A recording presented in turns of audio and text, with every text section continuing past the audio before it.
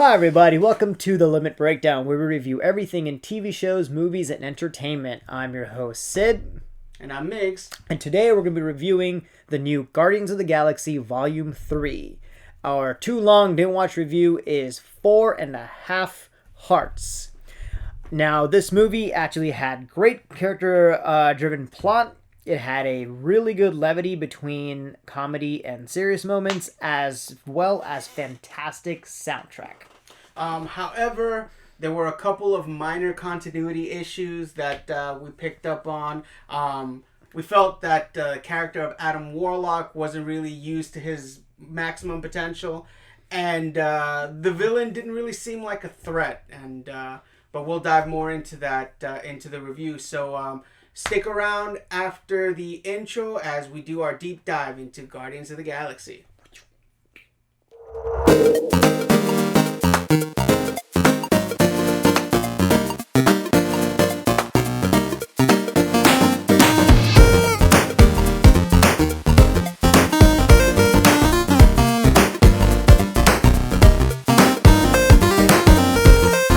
Welcome back to the Limit Breakdown, and today we're going to be doing our deep dive into Guardians of the Galaxy Volume 3. So let's jump right into it. Sid, what were your initial thoughts? I will tell you my initial thoughts when I walked in the theater, and then when I walked out. Okay. I really like Guardians of the Galaxy 1. I think everyone did. Yeah. 2 exists. I thought this was going to be the same as 2. Actually had a feeling someone was gonna die in this movie. Yeah. So I didn't know how I felt about this movie. I wasn't as excited for it, but I wanted to watch it because it's supposed to be an end of an era. Yeah. I walked out of the theater extremely satisfied. Yeah, absolutely. Really, really good movie. Emotional as well as funny. Great ending, great plot. And just overall, just a good movie. I think I'm going to place this in one of my top favorite Marvel movies. Yeah, absolutely. Overall, it was just fantastic. I think, really liked it. One of the things that I've been seeing online that's kind of hit the nail right on the head for me is that this was a James Gunn movie first and a MCU movie second. Okay. And I can see that. And I think that shone through. There was a lot of heart, a lot of. Like we said in the highlights, a very character-driven story. The fact that they chose to focus basically the entire movie on Rocket was a bold choice, and I think it fully paid off. It gave the movie stakes. It gave it something grand to be fighting for. So I thought that made the story much more compelling, and it gave you almost you didn't know exactly what was going to happen. And I mean, much like you, I was under the impression that we might lose one or maybe a couple of the Guardians. So seeing there were a couple moments where I thought, oh man, that's it. Yeah. Yeah, definitely. Not to go into the entire movie, the entire plot. So basically the movie revolves around Rocket has a heart bomb thing in his heart that they're trying to fix, and they want to go find the code to take it off so they can heal their friend or else he's going to die. Subplot, the guy who put it in there experiments on animals, try to build the perfect society. I think that's another thing that kind of helped with the emotional or the intense emotions with the movie, because dude, anytime that you do anything involving any type of animal torture, dude, that oh my dude God. The scenes with the little baby raccoons, and he snatched them all. Oh man, that pulled out my heartstrings. And then when he first meets his 4 friends, the walrus named Teefs. The Floor, which is the bunny, and then the otter, Lila, which is the otter. And then their interactions, that's the only friends they have, and it's just so sad. And I knew at least one, if not more than one, would die in some sort of way throughout the I didn't expect all of them to die. I did not expect all of them to die. I also didn't expect all of them to die the way they did. Yeah. I thought it'd be one or two of them dies, and then him and Layla maybe, make it out, and he meets with her later in life. Nah, all three of them, boom! And I'm like, I kid you not, when I saw that scene, my jaw quite literally dropped. And I was just like... No, dude, I took Nicholas to see this movie with us. Oh, man. Because we were getting ready to go with Damien, yeah. And Nicholas comes up and he goes, "Are you going to go see Guardians of the Galaxy?" Yeah. And I'm like, "Yeah." He's like, "Is that the movie with Rocket in it?" And I'm like, "Oh, I didn't know you liked Rocket. I mean, I didn't know you liked Guardians." He goes, "No, Daddy, I like Rocket." No. So like at the scene where the three friends die, like Nicholas let out this guttural scream. He was like, "No!" And I had to calm him down. And the same thing whenever they were resuscitating Rocket, where they had to put the med pack on him, and it looked like he was fading. He's like, "No!" And I was like, "Hold on, buddy, just keep watching." Man, I felt for him. It was literally an emotional roller coaster. Yeah, they pulled on your heartstrings really well. Now, because of how emotional the movie is, which is very different than usual Guardians of the Galaxy movies, because they're very funny, upbeat, this had a very, very grave, serious tone. However, they paired that tone with their classic Guardians of the Galaxy comedy, which I thought was actually really well put. It wasn't, it wasn't forced in there, kind of like how I felt. Thor 2 or Thor 3 and 4 definitely, definitely 4. Guardians 2, it was like forced comedy, and I didn't feel that at all. It was good paced. I have to shout out one of the biggest issues for Guardians of the Galaxy is they did not make Drax as he is in the comics, right? Drax is supposed to be the powerhouse of the team. Yeah. And in the previous movies, now they do mention in this movie that they're like, "You're kind of stupid," and it was kind of funny. That was like the joke. But in the previous movies, they just played him down to be just nothing but stupid and not even a good fighter. Yeah. Because the fighters were Gamora and Peter Quill himself, and then the muscles were Groot and Rocket. But in this movie, they actually had Drax be a powerhouse. Oh yeah. And I was so happy that they portrayed him the way he's supposed to be. Yeah. And obviously he had that redeeming factor at the end where he's like, "Well, you never asked that I could do this." Yeah. So I thought that scene was fantastic. As far as like, if you take the Guardians movies and separate them independently from the MCU, I think this is a good trilogy of movies showing the beginnings and destination points of several vastly different characters. Yeah.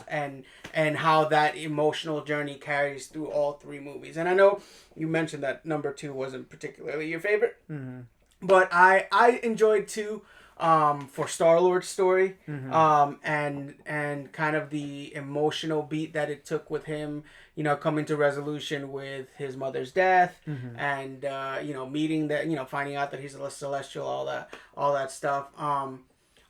I liked that James Gunn went ahead and took risks where he needed to, but also didn't take the easy way out. Like, for instance, Gamora, right? So famously, James Gunn didn't direct Avengers. He wasn't a part in the creative part of Endgame and stuff like that. So they killed off Gamora in that. Yeah. It could have been very easy for him, since they brought her back at the end of Endgame. It could have been very easy for him to be like, "Oh no, after a while she got her memories back," or they could have easily done something wrapped that back up and brought her back. But he chose to keep her as a separate character. Yeah. And I thought, a lot of times when they have these situations, these quote unquote love side stories in these, it's always like, oh, and then she came to her senses and she saw that she was madly in love with him, and they got back together and they lived happily ever after. And that's not what happened. Yeah. There were a few scenes where I thought that was going to happen. Yeah, exactly. Where at the beginning she's like, "I don't even like you," and then as time progresses he shows who he is, and she has that. She's like, okay, I can see why I can like this guy. Yeah. But they never actually get together. Yeah. Well, because again, she still doesn't know him. Yeah, she's from a different universe. Yeah, and there was one point towards the end when she gets ready. Timeline. She's from a different timeline, yeah. not universe. Yeah. But there was a part where closer to the end of the movie where she looks at Quill and she's like, "I bet we were fun together." Yeah. And I thought that was cool. Like, it's kind of like a recognition of like, okay, it doesn't seem as far fetched anymore. But like I said, I like that they took the time to actually recognize that technically this is Gamora, but it's not the Gamora, and she felt like a different character. She didn't feel like the Gamora that we had grown accustomed to. Yep. Another character that was very, very big in this movie was Mantis. Yes. So Mantis was obviously very big in... she was introduced in Guardians 2. She was in Avengers here and there. But she had a very, very major role in Guardians 3, which I really liked. I really liked the actress, Palm... Can't say her last name. Really good actress. And they gave Mantis a huge part. And kind of almost having a more emotional side. Because before, she didn't really have that side. And as the movie progresses, she's like, I kind of want to branch off and do my own thing. One thing, this is kind of a bit of a side note on the Mantis thing, but it's a bit of a pet peeve of mine. I don't necessarily like when they introduce major plot points in like side stories. So like, I don't know if you were aware of this. Did you watch the Guardians of the Galaxy holiday special? I did not. Okay. So you may not have been aware of this. But they revealed in the holiday special that Mantis is actually Star-Lord's sister. I wondered that. I thought it was from Guardians 2 because half-sister. Because, half-sister. Ego. Yeah. Ego's her father. Yeah. So I assumed it was from Guardians 2 where because Ego's the father that they're half siblings. Yeah. I had gathered that because that's where she was introduced from. Yeah. So. I mean, it wasn't a big leap. It wasn't like hard to figure out, but I was a little annoyed at the fact that like, oh yeah, if you didn't necessarily watch the holiday special, which is actually pretty funny, it's pretty good. But anyway, but if you didn't watch the holiday special, you weren't necessarily aware that they were half siblings, so that could have looked like it came out of nowhere. Yeah. And there were a couple of like little inconsistencies other than that I noticed too. The fact that when Star-Lord is being launched into outer space, that he didn't have his helmet, which he always has. Somebody online made a point that it got smashed at the end of Avengers. When they were fighting Thanos, but then at the same time in the holiday special he had another version of the helmet on. So and then they asked James Gunn about it, and James Gunn was like, "Oh yeah, no, he totally forgot it in his office drawer." Which I mean, in fairness, basically inconsistencies. I mean, in fairness. He was hammered at the beginning of the movie. That is true. It's not entirely impossible. That is true. They did leave it. They did leave quite urgently.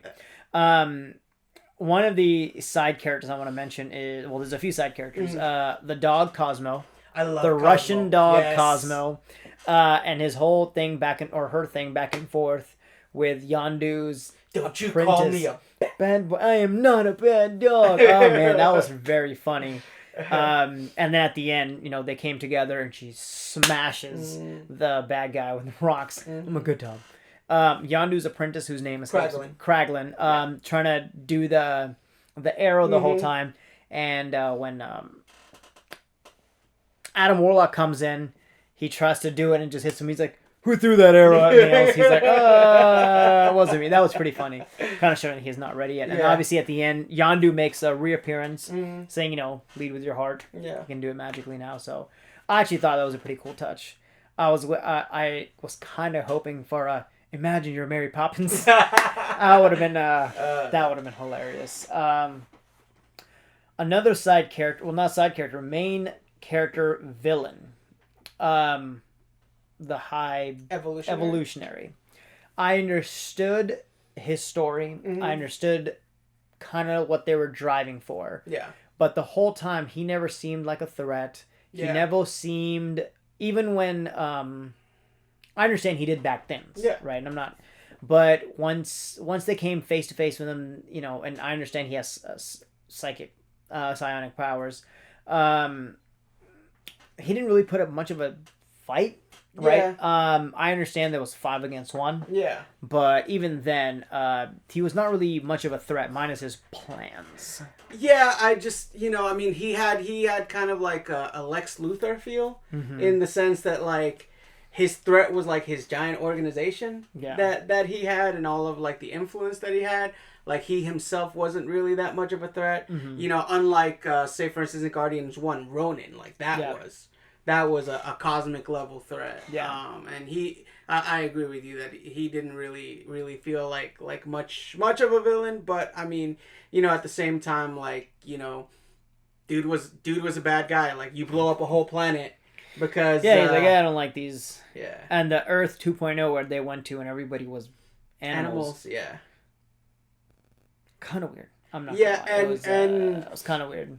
So this is one of the things that I don't know if maybe I'm overthinking it, or maybe it is exactly what I thought it was. I wasn't sure what his hang up was with Rocket over the other creatures. I mean, because Rocket was smart and he was intelligent, but he designed them to be that way. Yeah. And I think like he was impressed that he was able to resolve the issue with the compartment and the gases and stuff, and be able to figure out what changes needed to be done. Yeah. And so was it just that none of the other creatures were able to have like their own independent thinking? Is that what it was? Yeah, that was basically Rocket was one of the first people that could not only be smart, he could kind of think outside the box. Yeah. That's why he's the only one that can invent or create. Yeah. Because the other ones, those children, like you said, if you show them, be like, hey, this is what you have to do, they're really good at basically following orders and doing something when it's shown.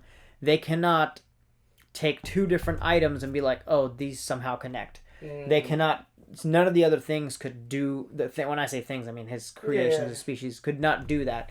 They could not take 2 different items and be like, maybe I can make something together from this. They're like, I know what to do with this. I know what to do with this. They lack like ingenuity. Yeah, they lack ingenuity and creativity. They can do one thing, they can do the other. They cannot do both. And that's what Rocket had, and that's why he needed his brain specifically to check it out. One of the sad points that I thought was, so if you recall in the first movie and the second movie, and I think he did it in Avengers, Rocket is always like, you know, for this plan, I need this, this, and this, and that guy's arm. And I need this and that guy's eye. And he asks Winter Soldier, how much for your arm, right? Yeah. And it's funny that he's taking all these random bits and pieces to, you know, make into something, because he does a lot of upgrades. And then somebody said that, well, it's actually because he collects all these parts. He does it as a joke, but it's like a defense mechanism, because all of his friends were half mechanical, especially him. They were mutilated. Well, it's funny that you mentioned that too, because in Endgame, he's the one that gives Thor the prosthetic eye. Yeah. He's like, yeah, this might help out. So it's kind of like a Easter egg type thing where it's throughout the movies he's collecting these parts as a joke, but it's because it reminds him of his friends. Oh, and you're like, that's speaking of the emotional factor, I'm going to keep riding this train. Yeah. The very end, right? So the big battle happens, ship's blowing up, and they save all the little kids. And then Rocket goes into the room where the other animals were kept, and he gets all the raccoons, and he's like, oh, I'm going to save these. And in the back of my mind, I was like, no way he's going to save just these animals, just the raccoons. Yeah. What about the other animals? And he's like, we have to save all of them. Yeah. And he's like, please. And they're like, damn it. So they all rescue all the animals, and it was so heartbreaking just to watch that scene. Yeah. Peter Quill comes out with a tapir on his back, and he's just like, here you go. It was very heartbreaking, but good redemption that they saved all the animals, including Mantis saving those octopus. Yeah, the things that they killed in the beginning of the second movie. Oh man, yeah. So that was a good emotional factor of it. I mean, overall, like I said, I feel like this was a good emotional conclusion to the story arcs of the characters. Drax, you know, basically getting the opportunity to once again be a father. Yeah. I thought that was particularly like that hit right there. And you were not meant to be a destroyer. You were yeah. meant to be a father. Yeah. So that was pretty cool, and even Nebula too. Mm-hmm. You know, becoming the basically the I guess pseudo mayor or person in charge of nowhere. The fact that they took this place that was like a point of I guess space pirate port. Yeah. And now it's kind of almost like a refuge. Mm-hmm. That's well, really its own town and really awesome. Everyone's splitting off to do their own respectable and thing. then Peter going back to Earth and basically facing. And I hadn't even thought about that. The fact that all that time like his grandfather could have been alive. And and was alive. Yeah. And so him going back and reuniting, that was pretty touching. Mm-hmm. The one character that obviously didn't have as much of an emotional growth, but I thought it was cool what they did to him. So Groot. So Groot, right? So he emotional. He had he was. Culture has changed a little bit. He was Groot bro. Yeah, he was all about the gains and the swollenness. And with that, when he brought out those 70 million guns, oh dude, man, that fight scene. Look, Groot is a problem. Yeah, Groot is a problem. Yeah. When he did the kaiju Groot. Oh yeah. Oh my god, go kaiju. Yeah. That was pretty cool. But I do want to mention, speaking of Groot, the hallway fight scene. Okay, yeah. Before we get into that, since I was talking about Groot, so I thought this was particularly interesting, right? Because the whole time they're talking to Groot, and the main characters of the Guardians understanding him, and the running joke originally was when Peter didn't understand what he was saying, and now Gamora didn't understand what he was saying, and even at a couple of times being like, "You guys are just pretending to understand him, right? Like you guys are just making it all up." And then I thought it was really, really cool at the end of the movie where he says, "Oh, I love you guys," and it's like, wait a second, did he just speak? And then it clicked on me, and it's like, no, they're basically saying that we now, the audience, understand Groot. I didn't think about it that way. I thought he actually said it like that, and I'm like, yeah, because I did not think about it. Well, it depends. Hold on, now I got to look back. No, because towards the end of it, at a certain point, Gamora, he's sitting there talking to Gamora, and then Gamora looks up and she's like, "Oh wait, I understood you." Yeah, and then started talking to him, it just sort of clicked for a second, and I thought the way that was particularly done. At least that's the way that I interpreted it. I did not think about that. I will have to look at that scene one more time because in my mind, I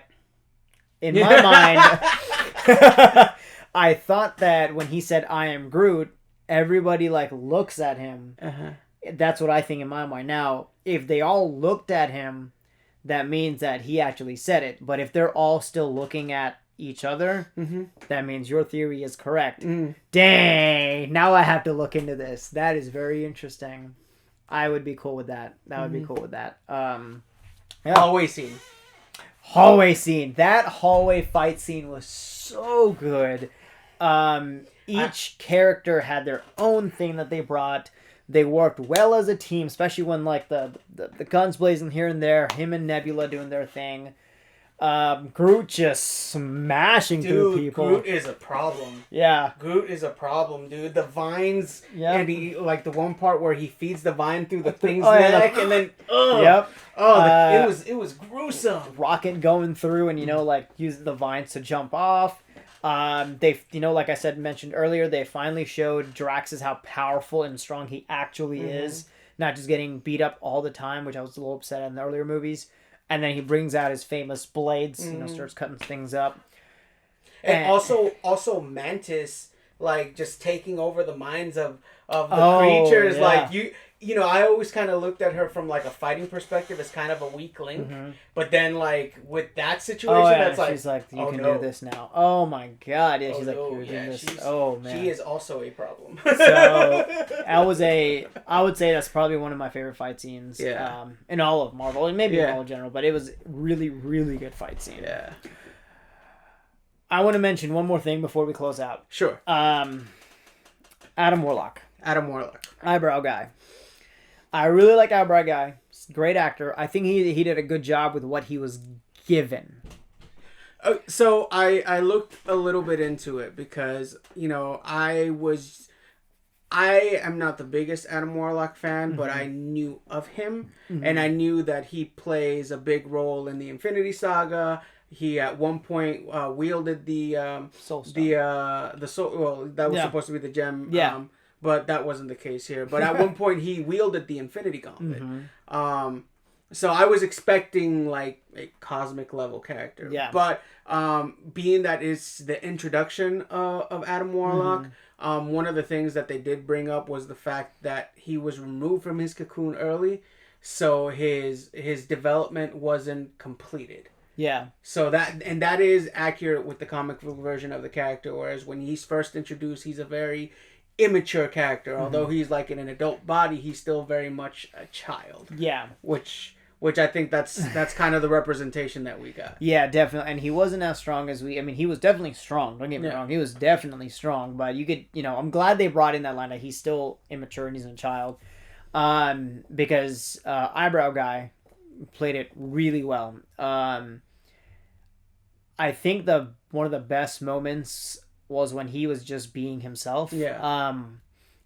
And again, this is I'm a little torn, right? I didn't like because I like Adam Warlock as a character in the comic pages, and I didn't like how he was portrayed in the movies. However, I liked how Eyebrow Guy portrayed him. Yeah. So I'm a little torn. One of the scenes that I thought was really funny that I thought went well was when he wants to keep that little axolotl dog looking thing. He's like, I will train it. And I was like, now you kind of see, okay, he is childish. They're doing, it's not that they're just saying he's childish and that's it. They're showing that he's childish. Yeah. And one of the other funniest scenes was at the very, very end where everyone's, all the people are saved and they all giving each other like a group hug. Gamora's just sitting there and he's like, and he gives this awkward group hug. Yeah, so that was pretty cool. I thought that was pretty funny, but overall, I think, again, as a comic book fan, I would want to see more, but I understand what they did. So it's like it's a give or take from my situation. All right. So let's get into final thoughts. Final thoughts are the same as my initial thoughts. I walked in the movie, didn't know what it was going to be. Well, I knew what it was going to be about. I didn't know what to expect. I walked out extremely satisfied. Great movie. I highly recommend everybody to watch it. If you're a Marvel fan, Guardians of the Galaxy fan, Chris Pratt fan, whatever. Very emotional, but comedic. Overall, great ending to Guardians of the Galaxy trilogy. I agree. I thought that it very, very nicely wrapped up the arcs on all of the major characters. Brought him to a satisfying conclusion, which is difficult to do. I would even go as far as to say this is my favorite MCU trilogy. Hey, again, that's a matter of opinion. Captain America, but whatever. Anyways, so those are our final thoughts for Guardians of the Galaxy Volume 3. Let us know what you think of the movie in the comments below. And as always, don't forget to like, comment, and subscribe to all our videos. Stay tuned for all of our upcoming content, and we appreciate you guys. Thanks for watching.